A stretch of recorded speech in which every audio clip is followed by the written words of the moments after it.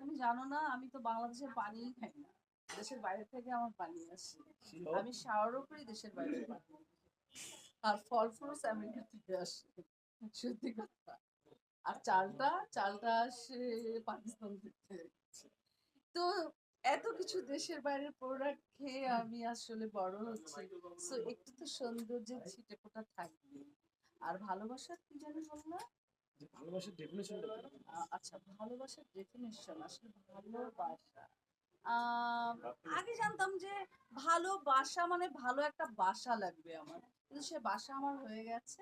আর এখন আমার ভালোবাসার ডেফিনিশন হচ্ছে যে আমাকে মানে পাগলের মতো ভালোবাসবে। মানে এমন ভালোবাসা যে ওর ওর ভালোবাসা অন্য কেউ থাকবে না। আ কি বলে যে দেবদাস টাইপের ভালোবাসা। এই ভালোবাসা যদি উম কেউ আমার প্রতি দেখাতে পারে, তখন আমি বলবো হ্যাঁ, আমি এবার ভালোবাসার মিনিংটা বুঝেছি। আর আমার কাছে মিনিংটা এটাই, যে আমাকে পাগলের মতো ভালোবাসবে, সেই পাগলের মতো ভালোবাসাটাই আমার কাছে ভালোবাসা।